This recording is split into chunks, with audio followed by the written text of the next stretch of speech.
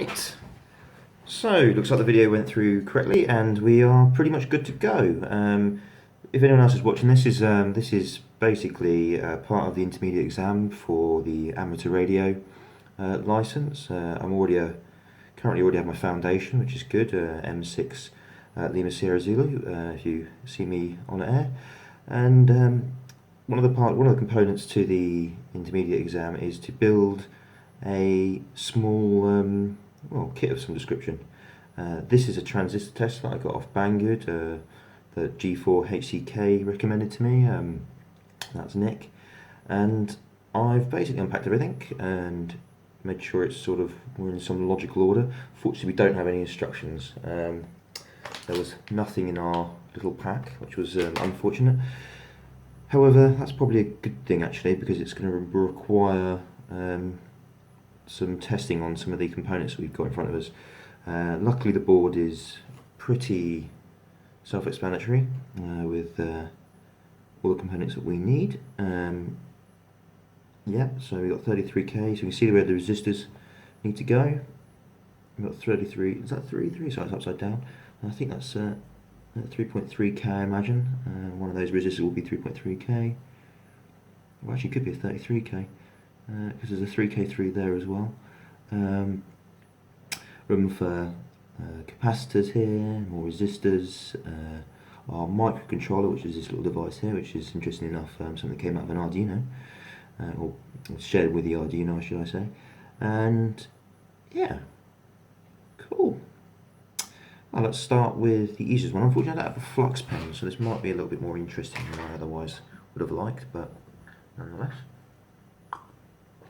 The obvious one is start with the microcontroller. Unfortunately, I'm not earthed, and I'm wearing socks on a carpet, so we may end up killing this, but still, we'll roll on anyway. Right.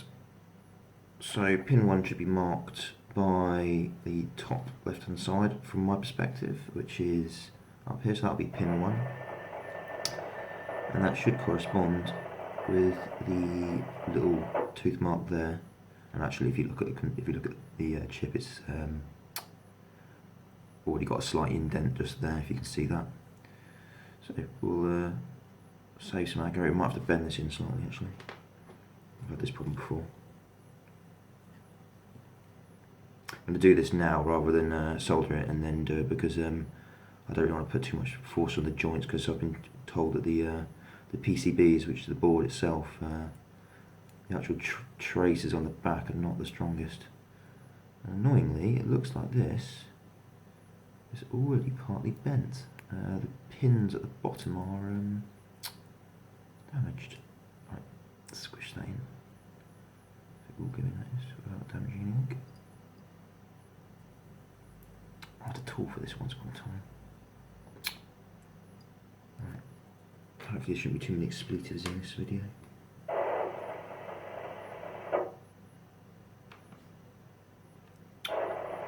Right, let's see if we can try that again. Bend the pin slightly just to ooh, so that's not good. This might be quite a long video. Step 1, I'm already having issues. So they should all be lined up.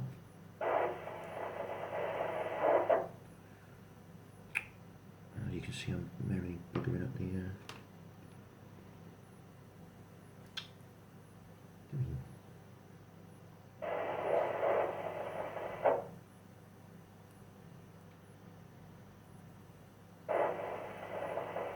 right. Oh my god, I'm not getting anywhere.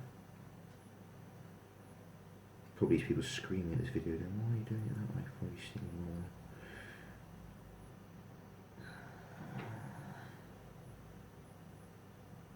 I do hate these chips.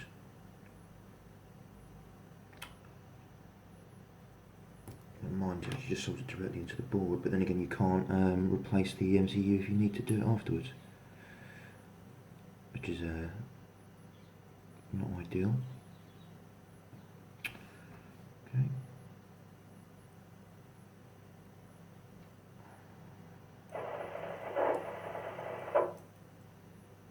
just the radio in the background. I've got tuned into GP3DA, which is based over in Essex. Which is actually, oh no, it's not even Danbury. It's well, it is in Essex, but it's further, much further back from my perspective. Unfortunately, my antenna was damaged the other day. Well, not the antenna, the cable, the feed to the antenna was damaged by a bloody fox. Which means I've had to reduce the amount of cable I've got and move the antenna down the onto the drive, to the sorry, the porch. Right, as you can see, I've hammed the feet, which is not ideal. Again, straighten those out.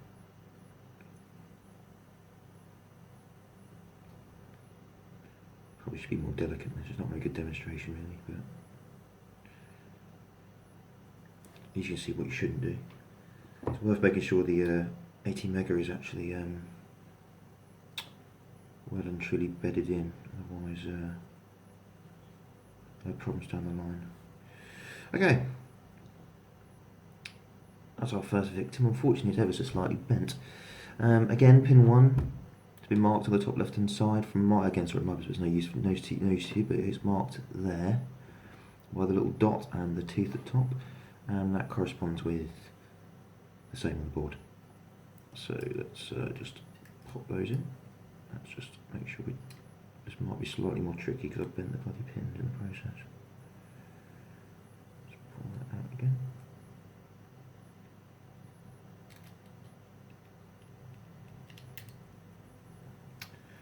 When you actually come to solder it, having something like flux is makes life so much easier, because it will remove the oxidization on the actual underside of the board, which is just kind of something that will naturally occur. And as I don't have any, I have to rely on the flux that's actually in my 20-year-old solder.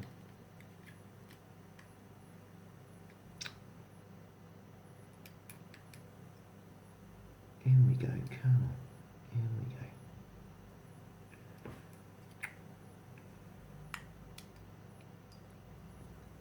So close yet so far. See how John, I'll get one side in, can't get the other side in. This is slightly. This is slightly there. Good. And we're in. Fantastic. Oh, hang on. No, we're not.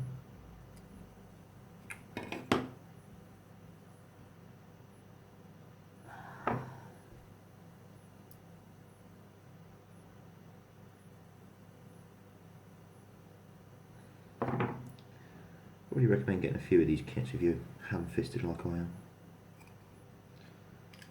Let's try that again.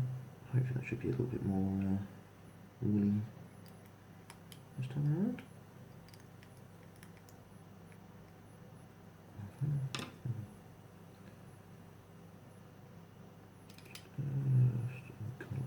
Repeat the last time.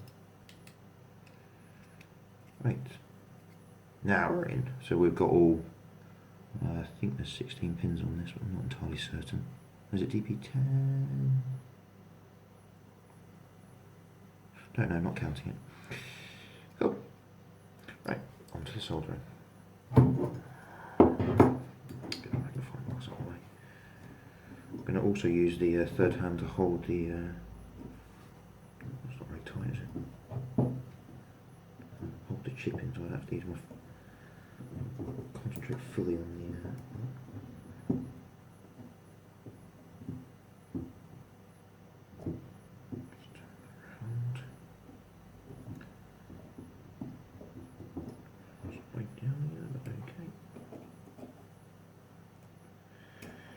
Actually, we might have to tack one of the pins before we begin.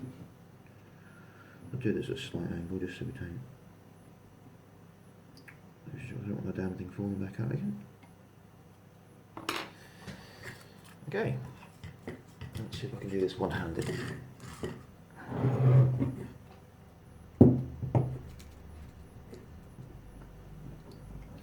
Once we tack one, we should be okay. Are you going to fall out? closer.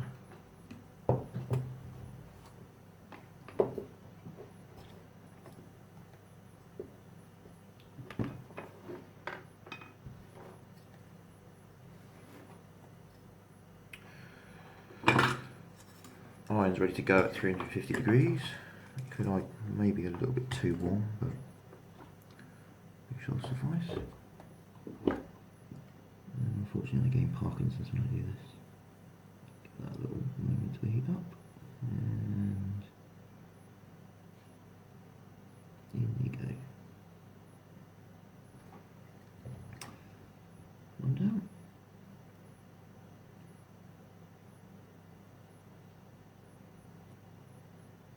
Two down.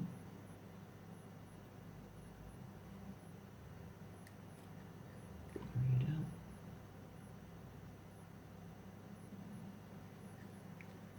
Four down, and wait for it to go through the actual pin, otherwise you end up with a dry joint.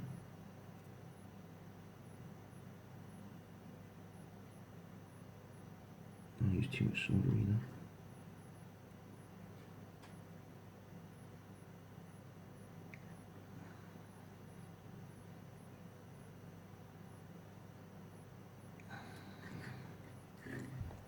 Try not to get lead inhalation issues either.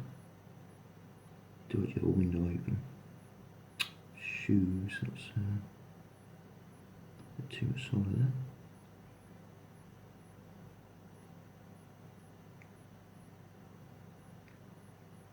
And this iron might be a little bit too hot. Too much oil. Solder there as well. Oh, it's not very good. Here we go.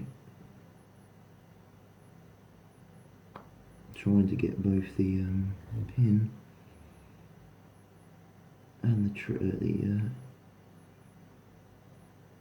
I forget what it's called now. It's not the trace.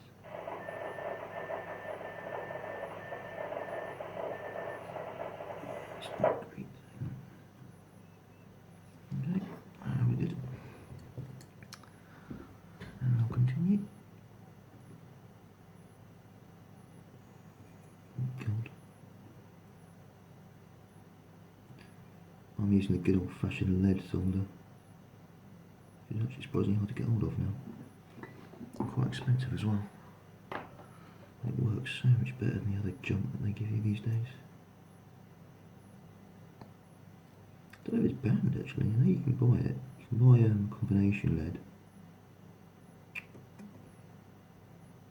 Yeah, this iron's a bit too hot.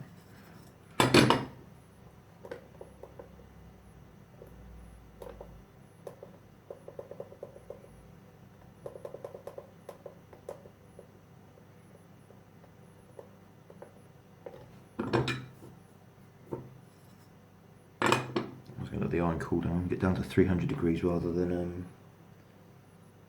350 that I had it at, just because I'm noticing it's melting the board slightly. Right, we'll continue. Unfortunately, I'm going to be quite close to the camera, so I'm leaning quite far forward. That's better.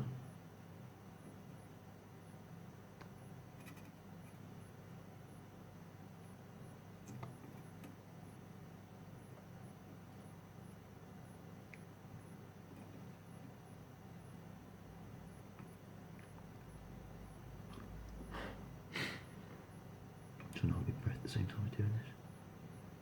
Doesn't matter where you seem to position yourself, the smoke seems to go right up your nose, which is never great. Let's give this a quick, give it a quick once over, make sure I didn't ham any of that up.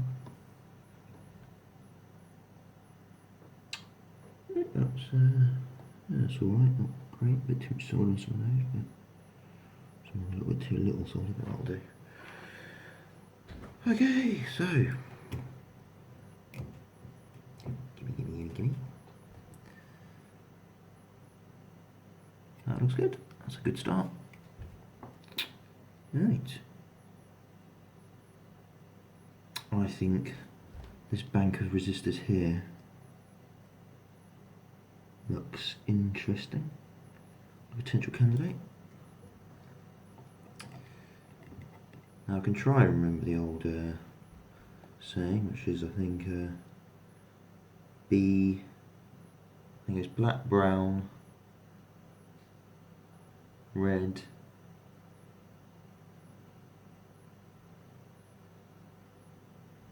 orange,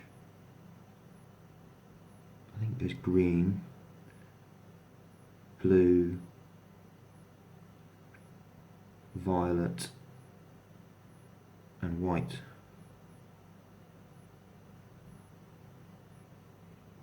And that's also the corresponding order as well. But this video will be long enough if I do it that way, so I will cheat.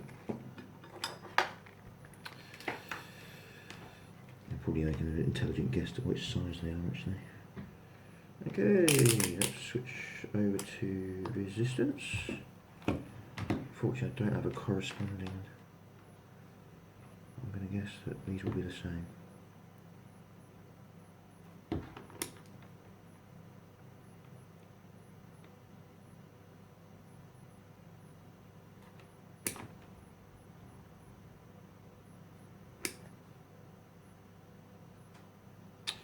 Right. 2, 6. 2, 7 is probably what that is in that case. So what I've just done is I've just switched my multimeter over to resistance, which is this portion here, and found the corresponding magnitude, which is 200k here, 200k ohms, and I'm just testing which these, and that's to 26.1, 26 basically within. I don't know whether these are the longer ones. I'm not entirely sure which one's the tolerance. I'm guessing it's quite a low tolerance because it's a cheap kit. But 26, and do we have any corresponding with 26 on the board? No, but we have a 27. We have 2 27s. Let's check the other one. I guess it's the same.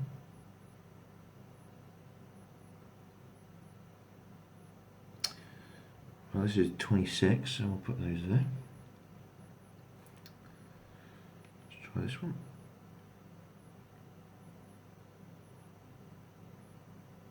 '86. Be slightly careful because I'm probably adding a slight measure of resistance on it by holding it.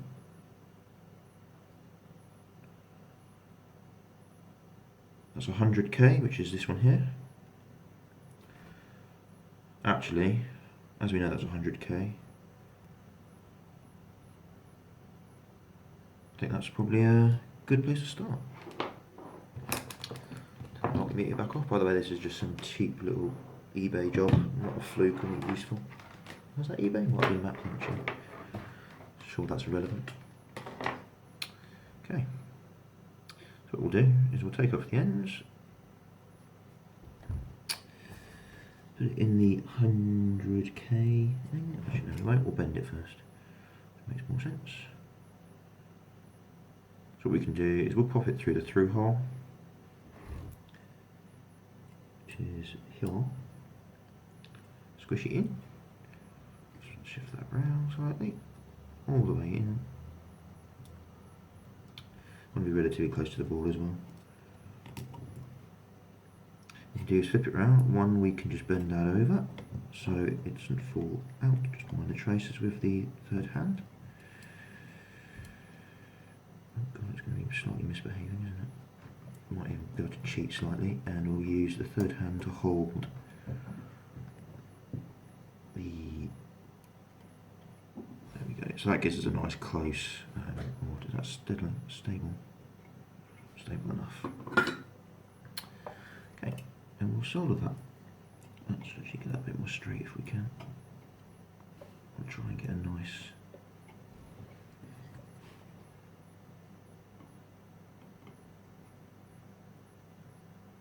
That's one down.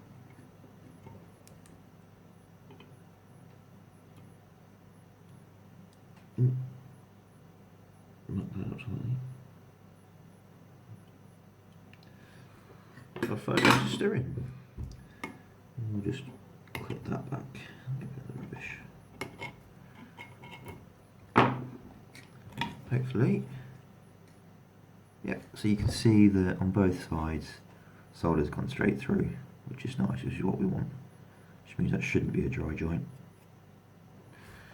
Okay. Next, let's find our next resistor.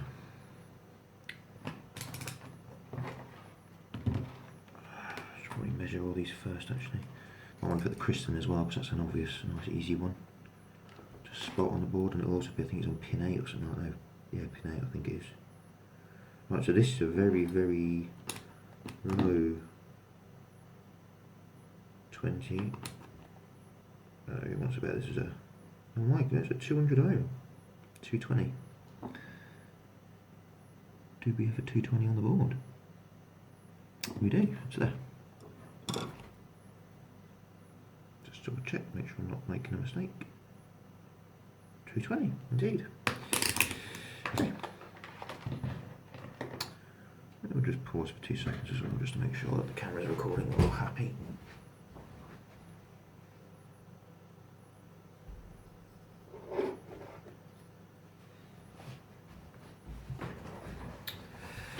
We're good to go. Right. Same as before.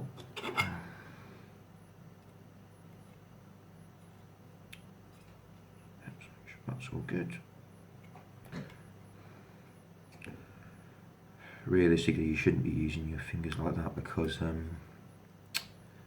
all the oils in your hand, which isn't great either, really. Okay. Bend one down to get us a bit of leverage. Be naughty this time. I'm just going to move this up and adjust this slightly, getting it off the floor. And just adjust this in a touch.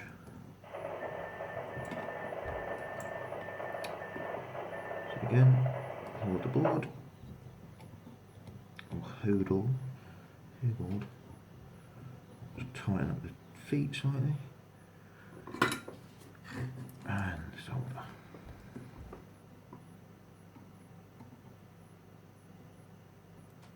Definitely have to do an abridged version of this, we'll be here all day long.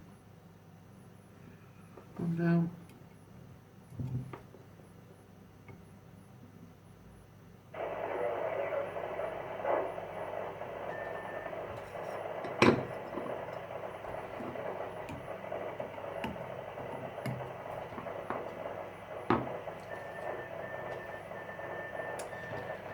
Next, let's choose our next resistor. Start high, work your way down on the board, so start at the highest magnitude and work your way down. Otherwise it can be somewhat misleading. And it's even more important when you come to do with volts and amps.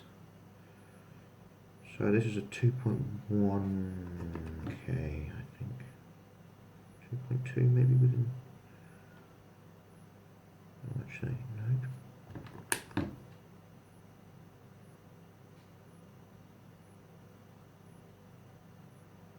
Yeah, it's 2.1k, I believe. Look on board. Is there a 2.1k on here?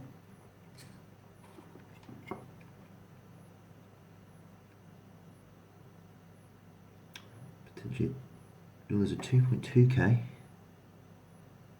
That'll be it.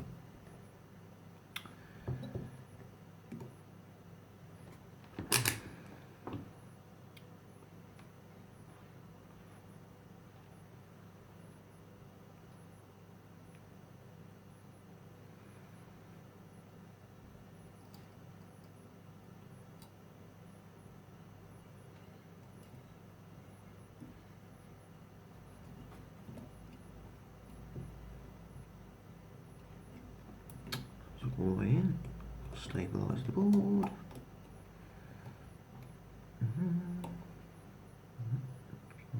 Holding.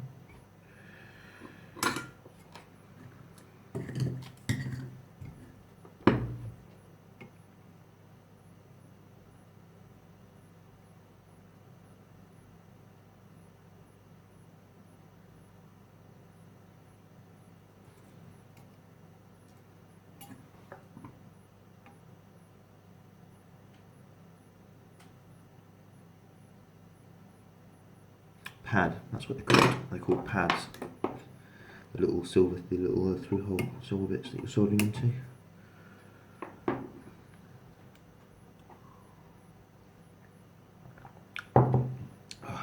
Nice broccoli to bring back the senses after singing last night. Next. So, hopefully we come across these and we can just do that in one fell swoop. I mean, I don't think there's... I'm going to go on a wild guess and say these 6. One will be the 470s and one will be the 660s. Which will probably have a lot of red on it, I'm imagining. Oh no, actually no, maybe not. Right, so one will be registering high. Actually no, they'll probably... Yep, that is our 660s. 660s. And don't tell me that's our 440s. 470s, I'm not even getting a bloody reading on that. 2000. That's all over the shop, hang on. That's me doing that. That's why the meter's basically going all over the place. Because I'm touching it and I'm adding resistance to it. Yep, 470. Just to prove that. And without touching it in the process or bridging the other resistors. Got it set to 2000 kiloohms. And it's coming at 470, so within a tolerance. Oh, that's perfect actually. Very, very, very. Pretty much bang on that. What we'll do is we'll do these all in one go to save some time.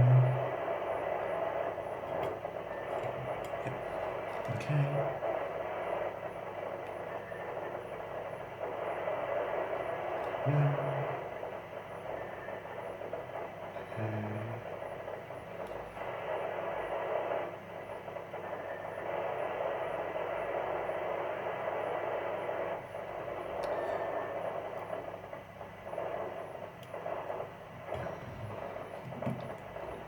Bring one through.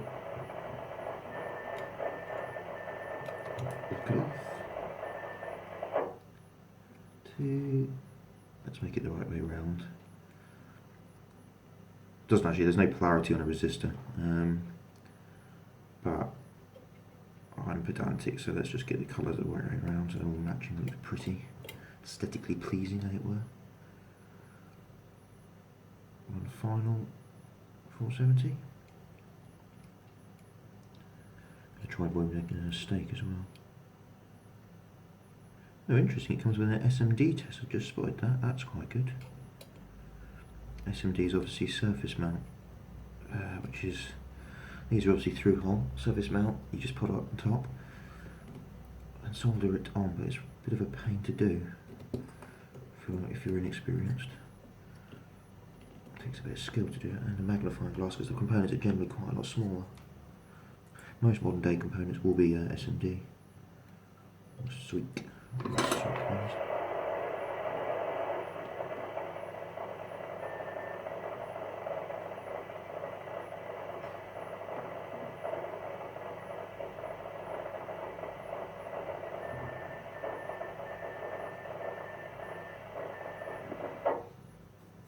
Appear to be sitting on something painful. Right, back we go.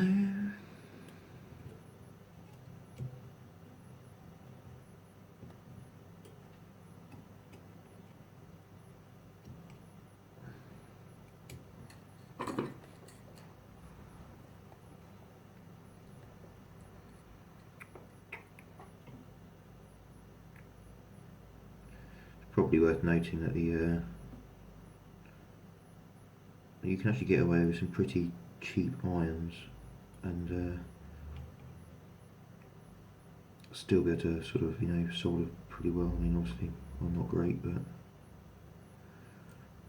doesn't necessarily mean you need an amazing iron to actually produce, at least definitely for the intermediate. I suspect when the advanced you might want something a bit more substantial. But this is a Hakko 888, which is seems to be quite popular.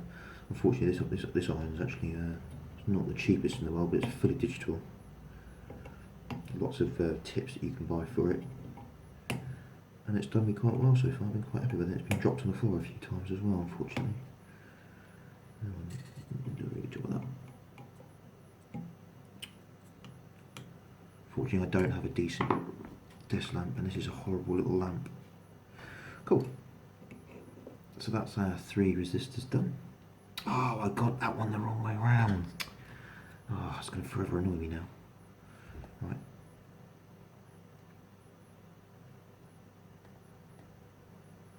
And we'll now put in the 3660 resistors.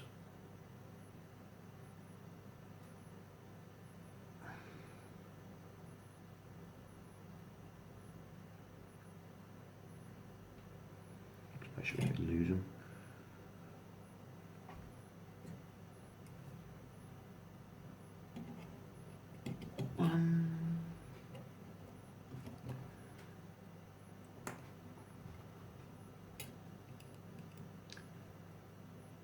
At least try and get one of them right way around this time round. That's 2. I like when they sit in a row like that. And finally, final resistor, yep. Maybe right around. Yes, they are. Make sure they're all bedded in nicely. Flick this back over.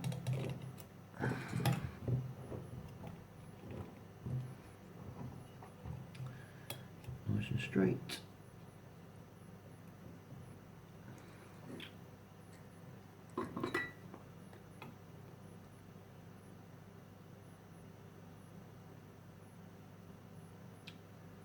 Fortunately, I seem to shake when I'm trying to concentrate. I don't know why. Don't do it normally. Nervous. Actually makes it worse. It'd be terrible that operation again. I remember those I forget what they're called now, little buzzer thingies. They used to have at fairs and toys and such.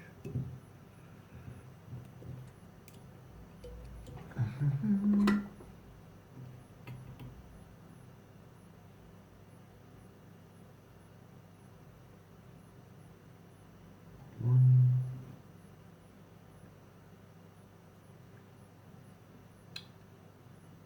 God, I'm making this worse now.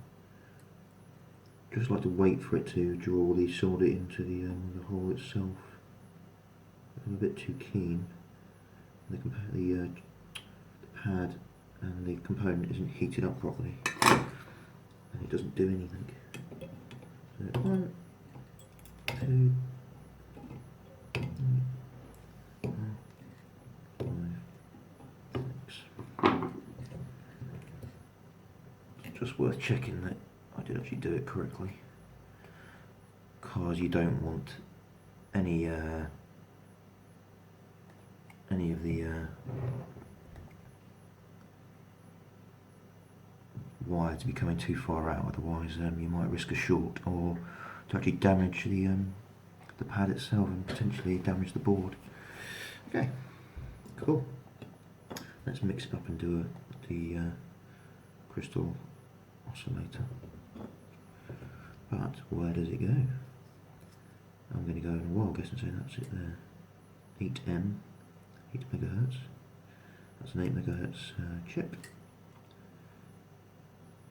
Same trick. I believe there's an internal oscillator on the Arduino. I can't remember what type it is, but I think it operates at a megahertz. The 80 mega, sorry, not the Arduino. I would imagine this is probably running AVR C++, pre-programmed with something that won't be anything to do with the Arduino. It'll probably just be some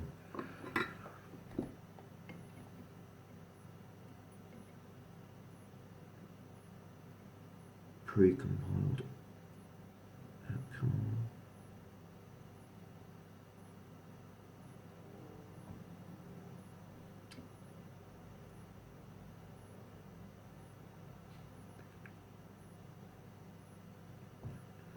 So that's a slightly different material. Okay.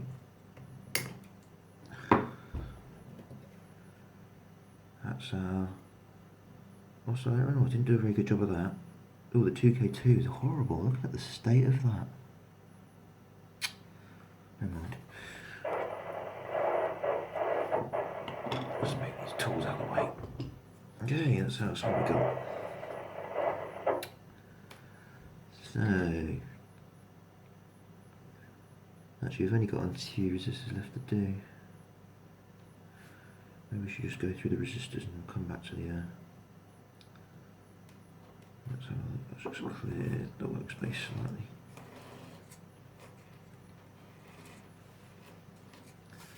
Don't want rubbish everywhere if we can help it. Just another thing that will create a mistake. Okay, so we have two resistors, which will probably be something matched up on here.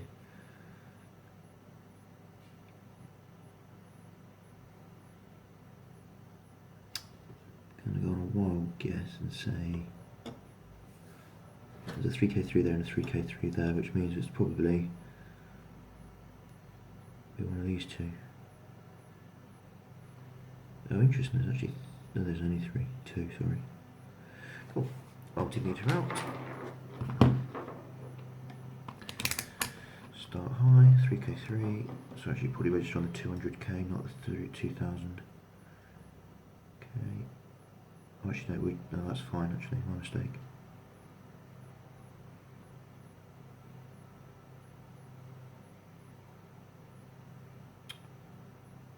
That's interesting.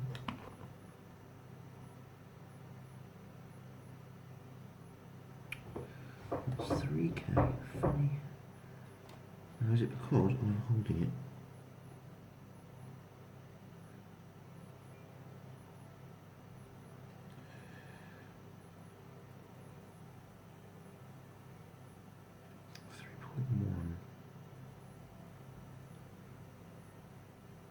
That seems slightly off.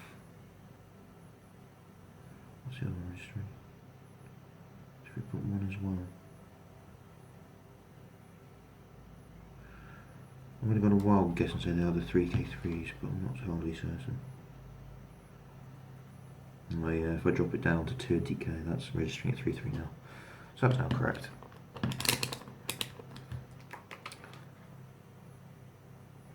Yep. So these two, a bit of a brain fart there. Okay, so we have 3K3s. Keep doing that.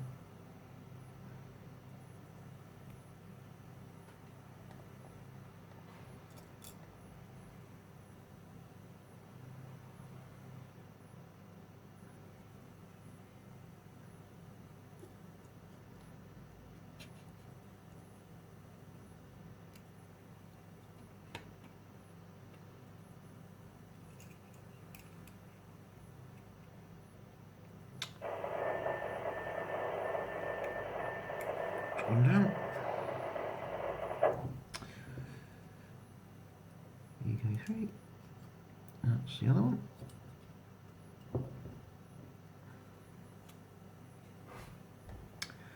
I'm guessing the potentiometer, which will eventually go there, is for the contrast on the LCD, on the little display. And I'll tell you why. Because the LCD will change contrast depending on the temperature. I made this mistake before when I first started building them. I used to build displays, and then I thought it'd be clever to save a potentiometer, which are a bit of a faff to install on Vero boards, and find in certain parts of the the year, the day, that the contrast wouldn't be there.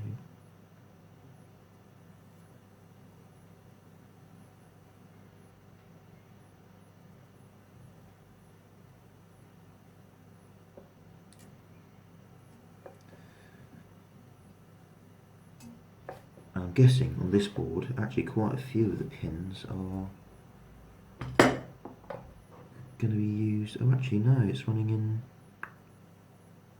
No, this is a double. To basically power a LCD screen from a 18 mega without using a shift register or something, or some form of controller interface, uses quite a lot of pins because it's parallel. I think the minimum you can get over is 4. No, it's more than that, I think, 'cause you need to do the, you have the clock. You have to pull the enable down, which you can fix. Yeah, there's basically a couple of things you have to do to make it actually work. I think the minimum is, I think it's 4 data lines, but I think you still need to enable and disable another pin as well. That's assuming you don't want to control the rest of it automatically, like you know the backlight and you know, the enable pin and all the rest of it. Okay, and let's just test these resistors. Back to 200. Oh, look at that. That's not great at all. I knocked that through. That's why it's important to pull the pins as far down as possible and make sure you do that correctly.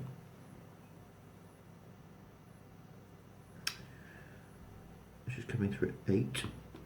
8,000 maybe. Let's see, or is it just 800? Coming in at 1k. Or is it 10k? It's 10k. And I can see them in front of me. We have two 10k holes.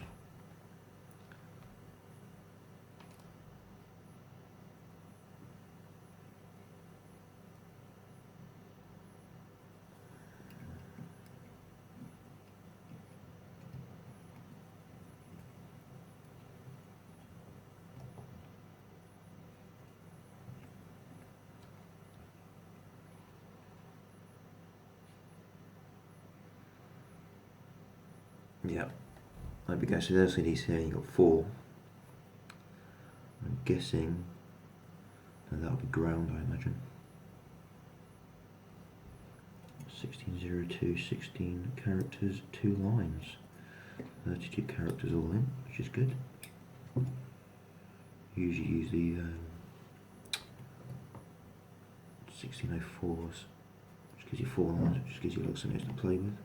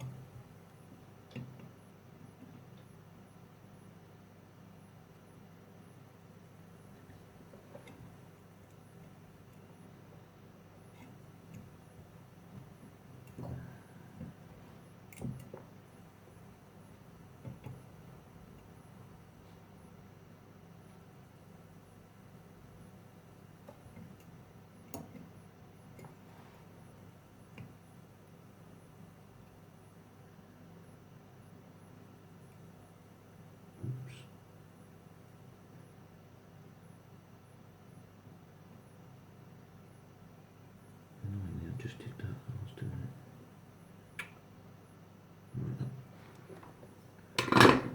Right. Just managed to get a bit of silver on the board.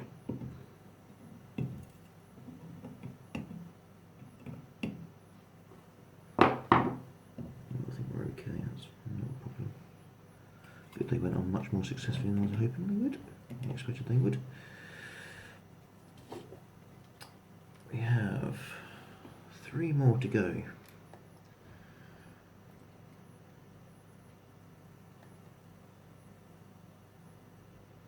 This is not in a pair, which makes me think that one of these, I'm betting they're the 227s, oops, and that's actually 33k resistor.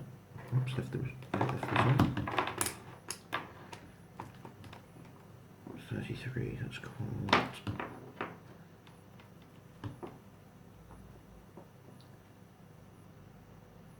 Shock Horror 33. Nothing like the process of elimination. 33, bang on.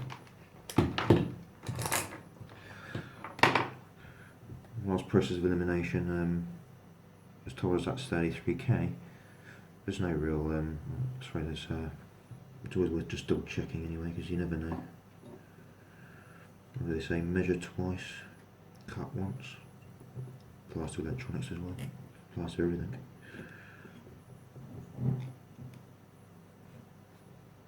This is rather embarrassing if you solder one and go, oh, that's the wrong one.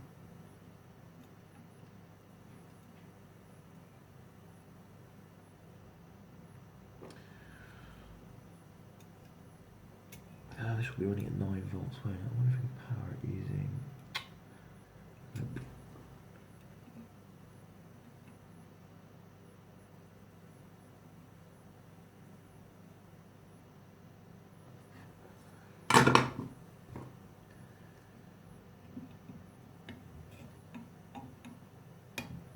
Just take a moment to make sure we're still recording. 47 minutes, Christ.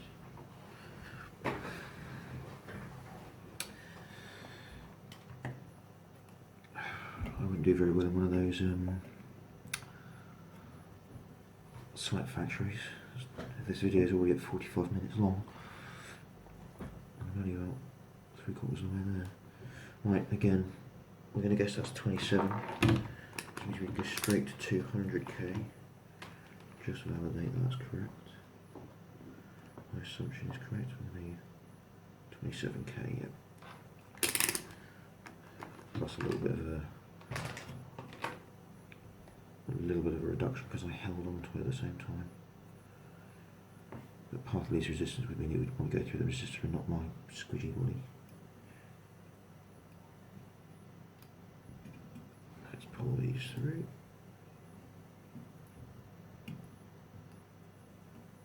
That's one.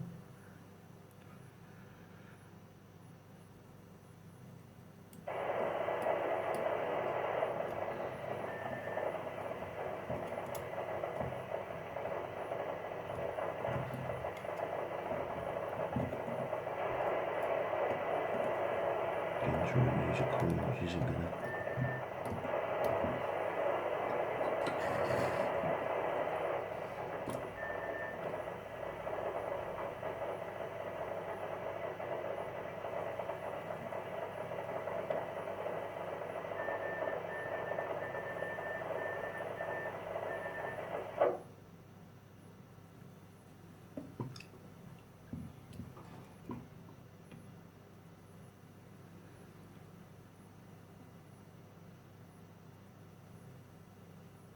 When I was younger,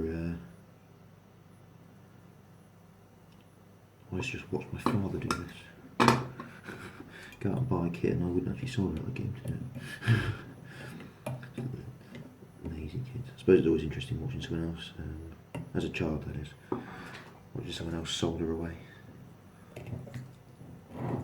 Okay. So we are looking good. We're now down to the capacitors. Let's do some of the good ones. Right, so this is, I believe, is, I don't know if this probably won't be a ceramic, it will be something similar. So 10 microfarad, and it's polarized with the longer one being positive. Oh, except I actually don't know the symbol. The way around it's meant to go. I think it's that way, but I'm not entirely certain. Can we apply some logic to it? There's the trace going.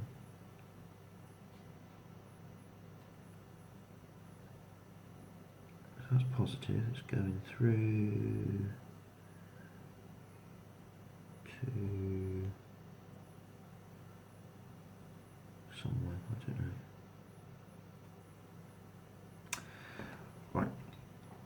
As I actually don't know the symbol for that, I'm going to have to Google it.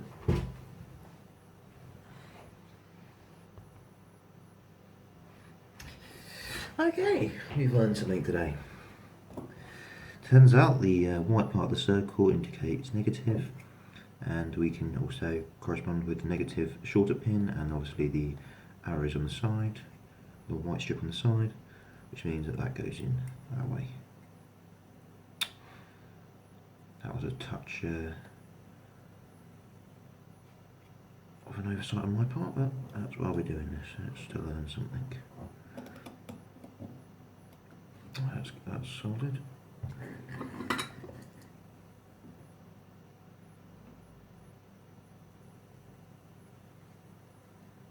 I get the impression the other capacitors that assuming they are capacitors, I think they are. They must not have any any polarization. Which is always good to know. Okay. Oops.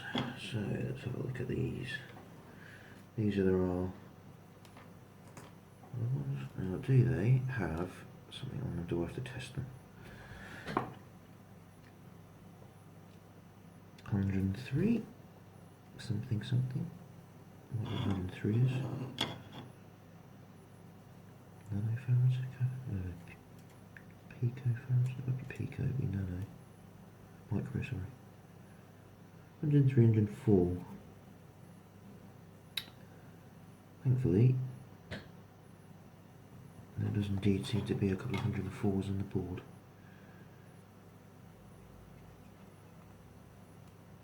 And there's 103 there as well.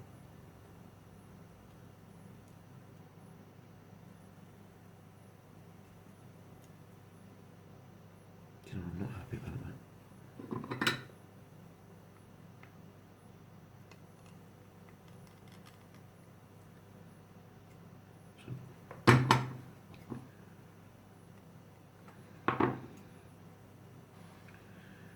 And the 100 and oops, I've got one of those all the way around, which is particularly stupid because that will not work.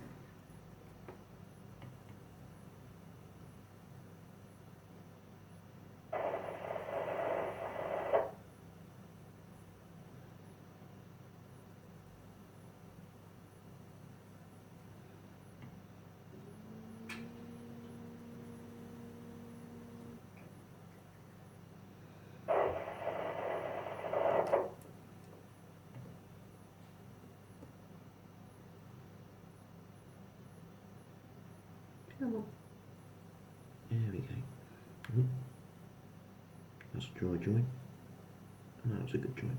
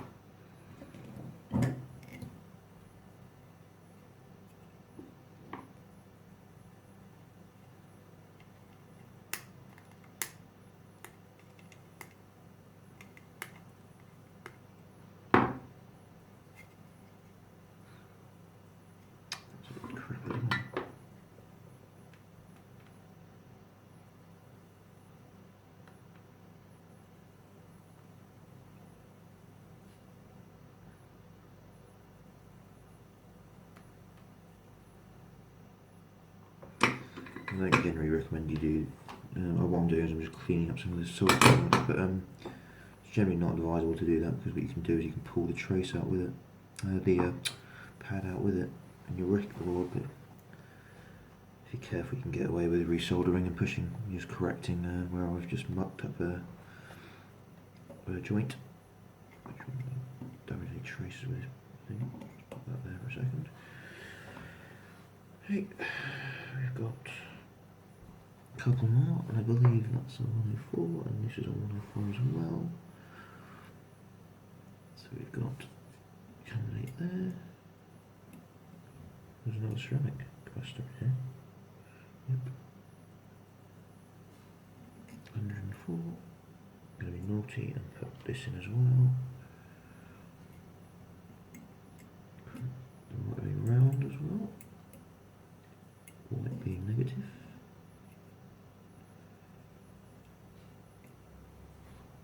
And do the rest of it.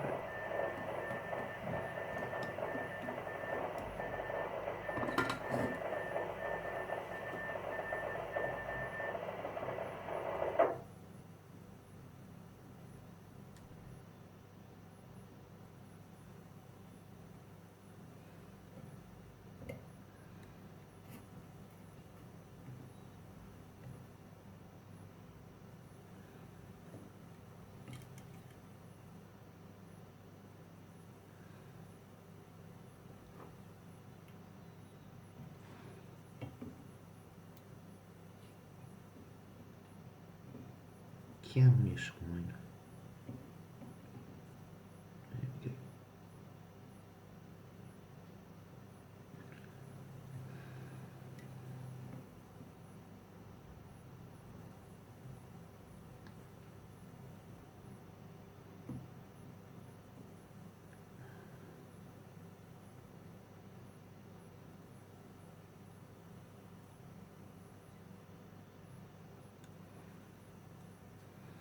Good.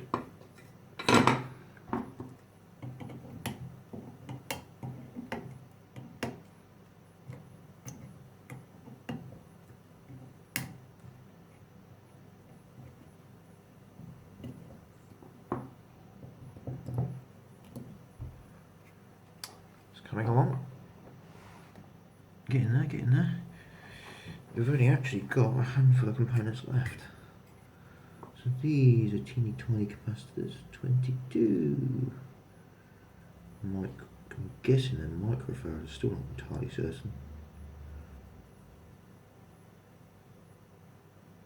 Oh, I could be wrong, they might be nanofarad, 1 nanofarad. No, it can't be.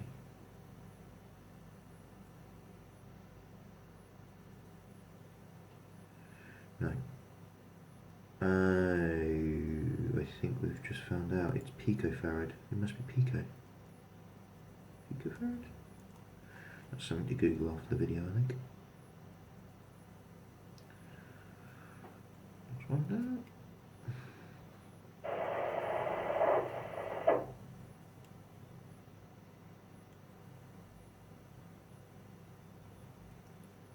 Another one down. Let's put those in. And this will be the last of the capacitors.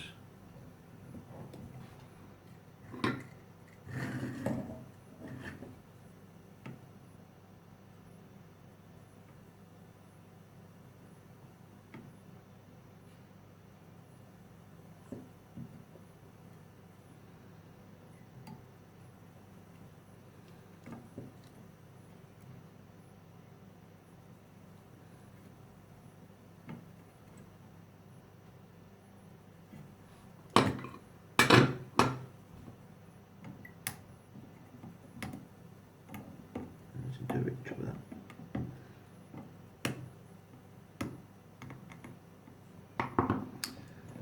Cool.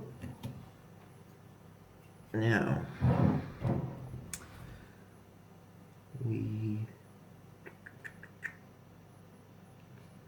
tell you what, let's put the potentiometer in.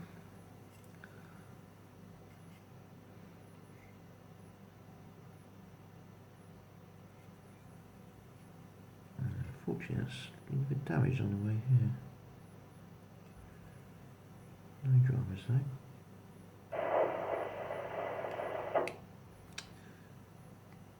shizer. I can see it's just bent it. That's a bit stupid, wasn't it?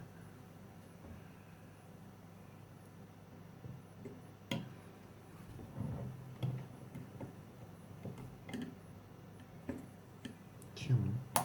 Hold on a bit better than that.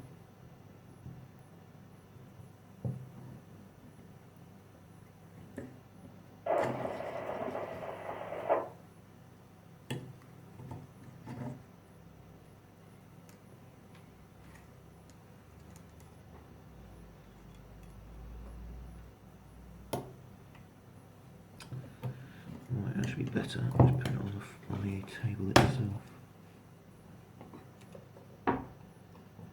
Using my finger to hold it. Shoes, I know.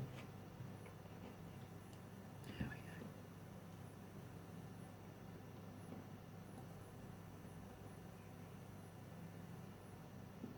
Yeah, that's better now. No, that's held in.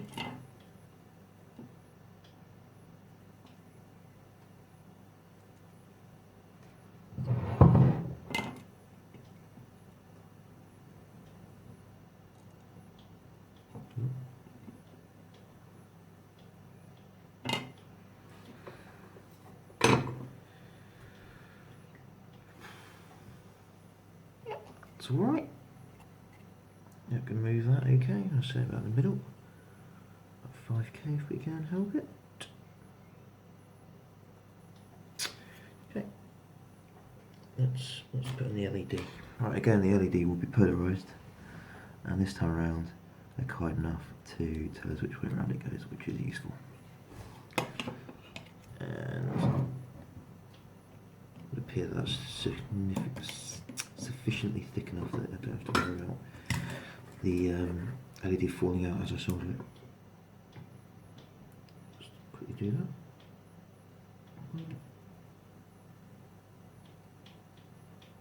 Two.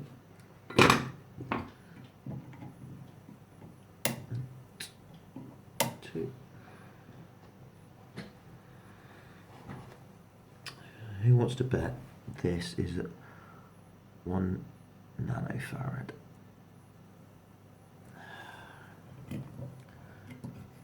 Don't know if that's polarised. No, it's not polarised, which is good. I think I've come across one of these before actually, but bloody hell, it's not coming willingly, I'll tell you that. Because of the gunk they put on it, I'm going to have to pre-cut this.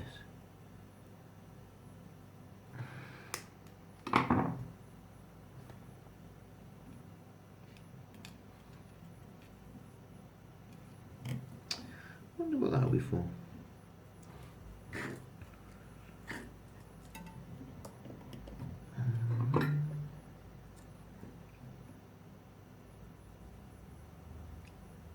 Can't think why the Arduino would need a. Why would it need one? I can think is for the clock. Just trying to think why it would be useful.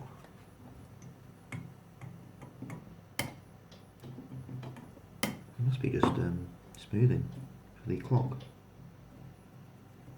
That could be complete garbage, but potentially the reason. Okay. Now we have lots of these to do. Little transistors. That's a 5. No, it's not. There's an S9014.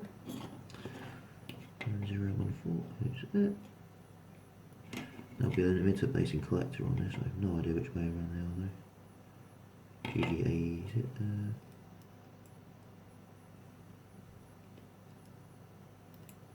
Actually, I can probably guess. Actually, I think looking at it.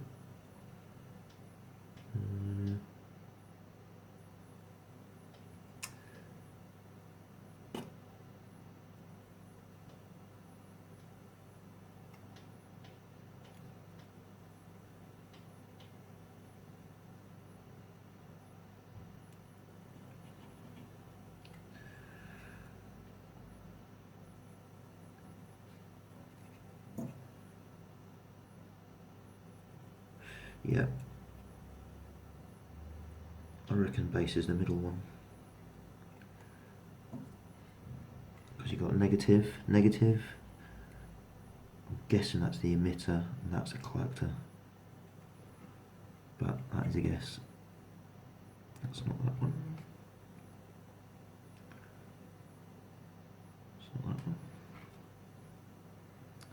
Helps have good eyesight. 9012. Nope, I'm guessing this is number 4.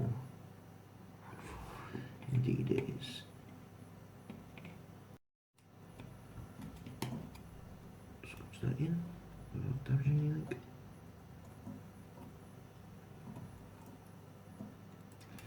So that was the 1, 2 from right. Nope. Nope. Yep.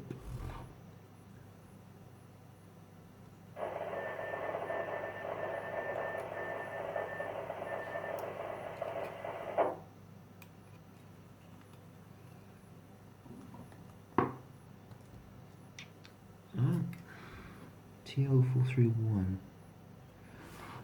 Interesting. I wonder if they're just being used for switches or they're actually. There's a whole bank of resistors there. I'm just wondering if that's for amplification. Some. Oh shit, that's wrong around. But why would it want to amplify something? What would it want to amplify? Gives us one more. I'm guessing that's 7550. Indeed.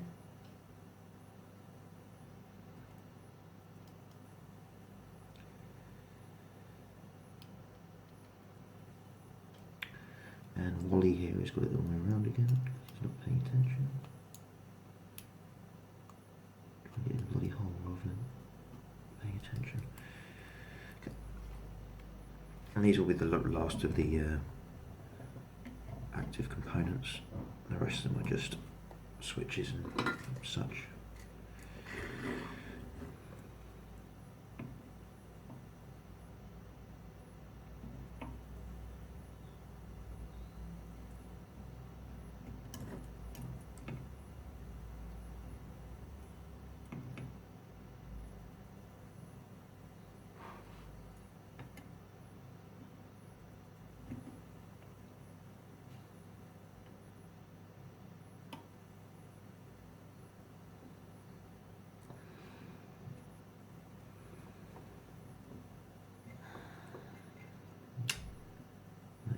Dangerously close. Hopefully I end up soldering the two. Nope. Why not?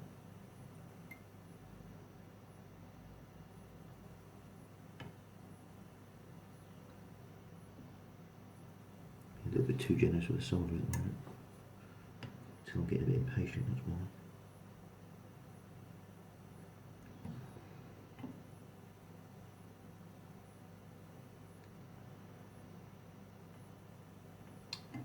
Bridging 2 pounds is not intelligent at all.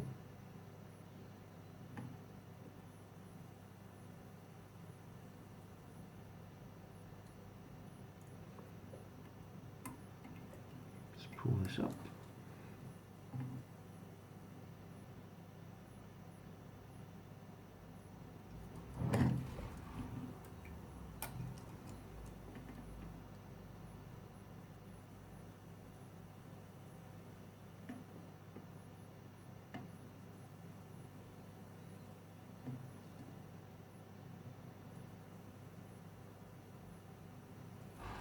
Okay.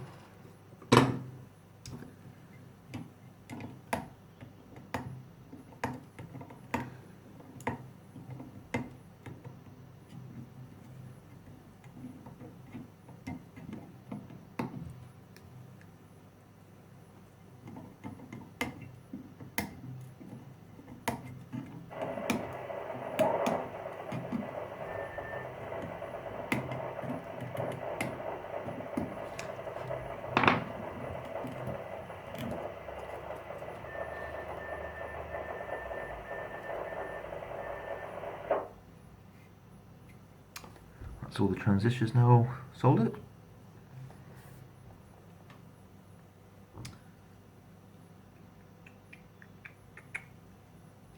And this will be for the LCD. I don't know what the pin pitch is on this, but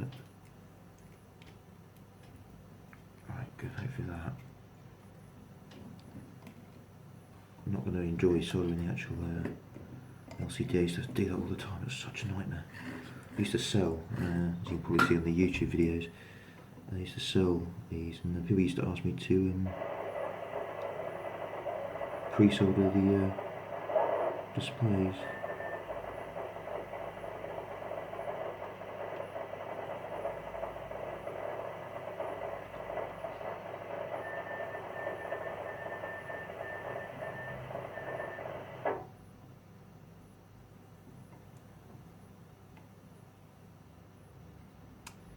One thing you've got to watch out for with the plastic, I don't know what you call them really, but standoffs I suppose. Headers is what they're called, sorry. Is they melt if you're not quick. And once you melt them, they don't really mate particularly well with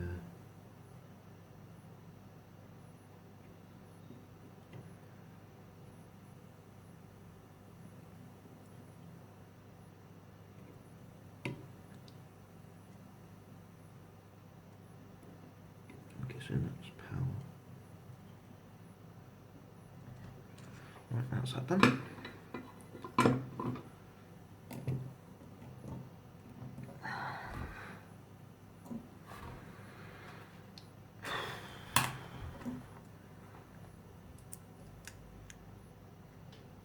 Get the junction block on.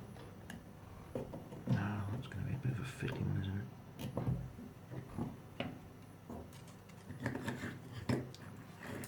It's better to do the centre one first.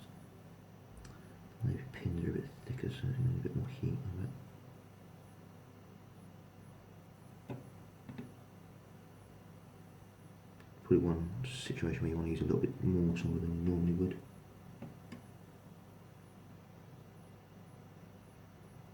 Because we'll be screwing things in and out of that all the time, it will eventually become weak. That's good. We've got a switch.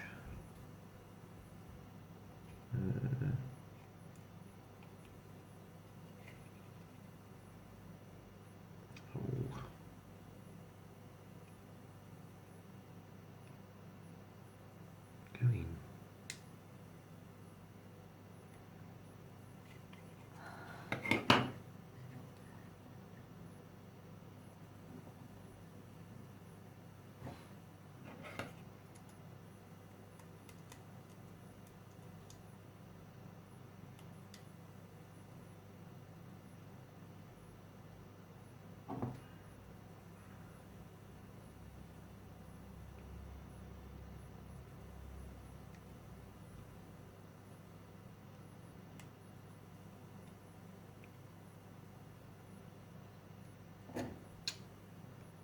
Switch, the legs don't want to go through the board.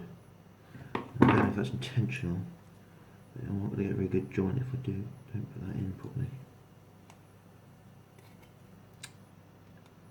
I don't know if the things are just outright too thick to get through.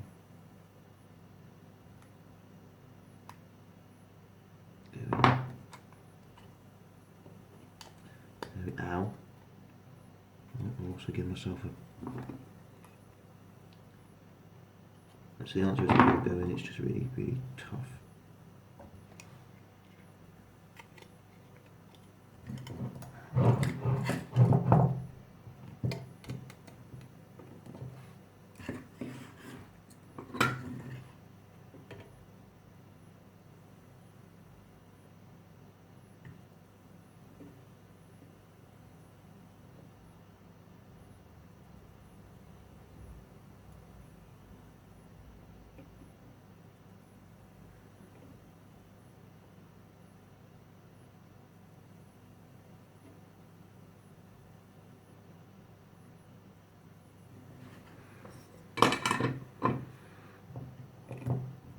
just leaves the power jack.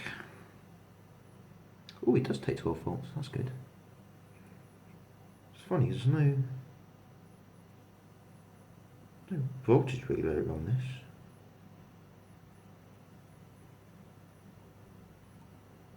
That's interesting. There's no voltage regulation.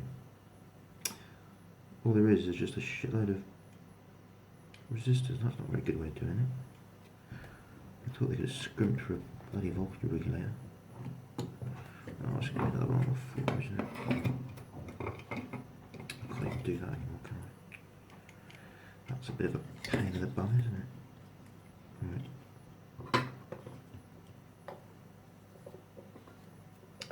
Can I do this at the same time?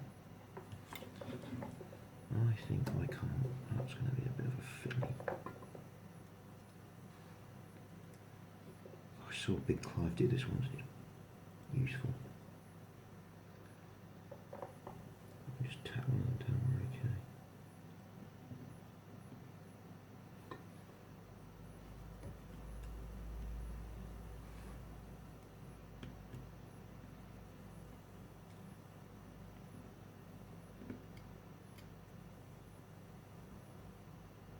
There we go. Should be just enough solder for me to do the rest without too much issue.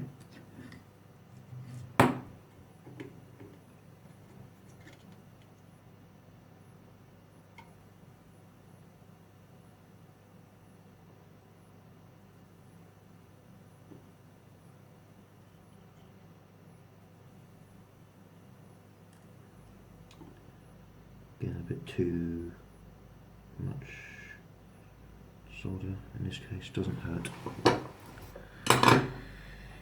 Right. And finally we have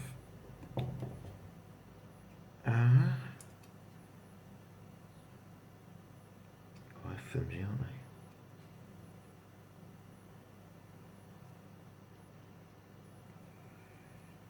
Oh, it's never going to work, is it?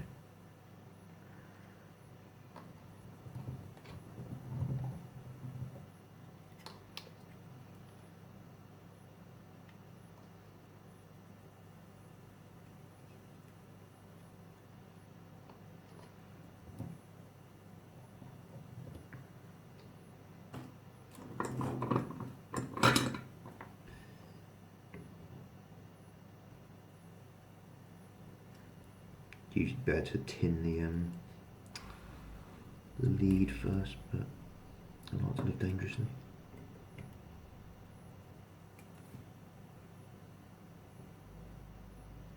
I have no faith in that thing's going to stay there for very long. But right, well, that's all right. Okay. Last but not least, the display. Look how I put the stand up. Oh, I wonder if they're meant to go in there. Oh, it's the bolt on the that's what that's for. Okay. 16 of these.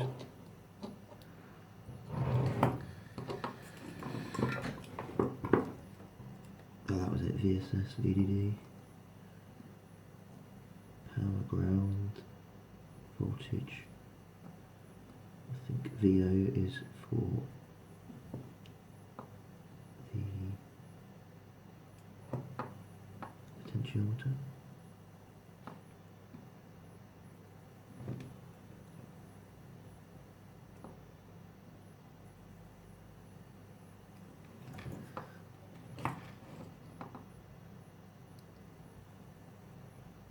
I use one of the I2C's displays are better. Probably not as fast, but they're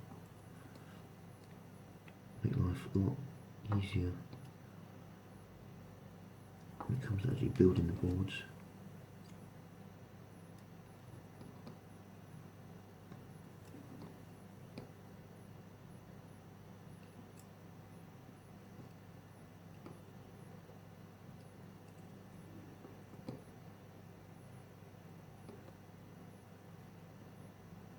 That's following nicely, that is.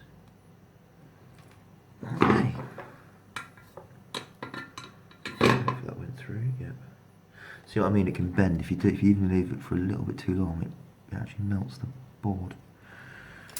Okay. 1, 2. I have 4 screws. I'm guessing it wants me to put in. Let's put that in.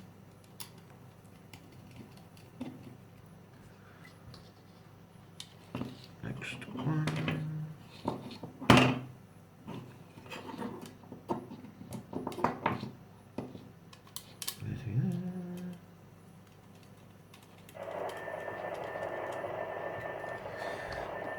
Just before I make these two, let's just have a quick final glance at the board. Not perfect. I think it will work.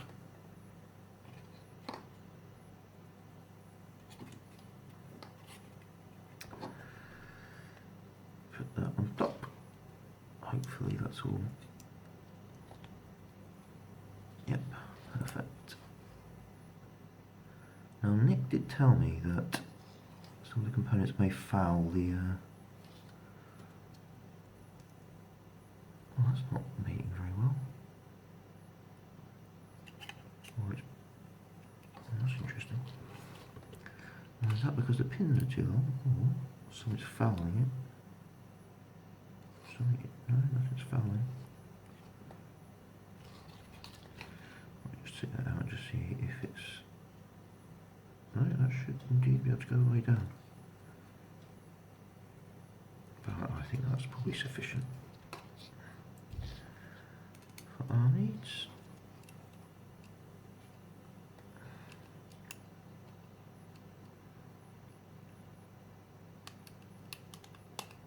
I didn't think I'd need a screwdriver, so I've got one right in the vicinity.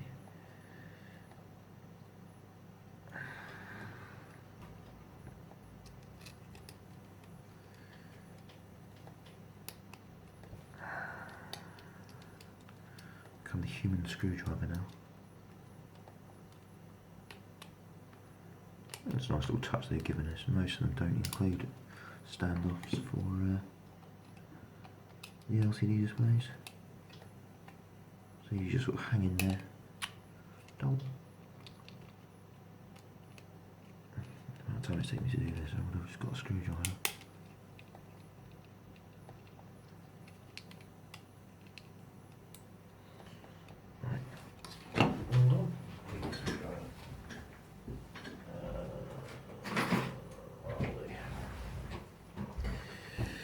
Just make sure that's all underneath it. One down, 2 down, 3 down, 4 down. That's in. Okay, I think that is a completed board. Let's turn the iron off. Let's acquire a battery.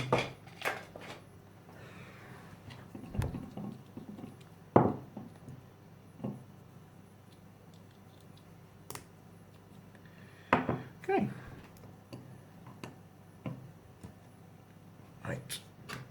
Like I mentioned before, the contrast is probably unknown part or damaged part. Not calibrated for calibration. Clamp 3 pins together and start the key.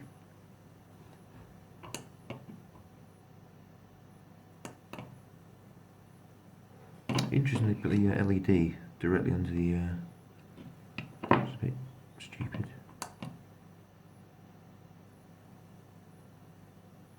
Cool.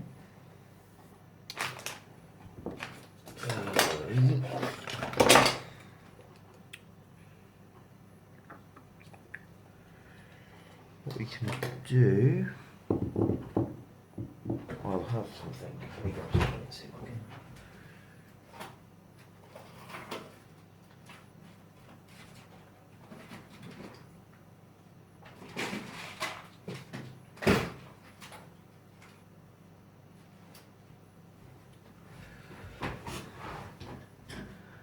don't know if it does resistance, but let's find out.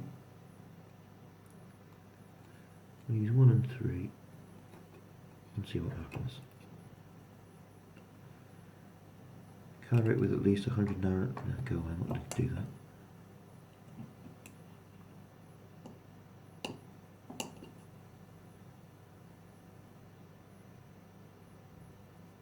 One and 3. And that is, I believe, a 1k ohm resistor. I think we can say project successful. Alright, thank you very much, guys. I hope you guys enjoyed the last hour. That was quite painful, but it's done. That is an intermediate kit suitable for the intermediate license. Thank you very much.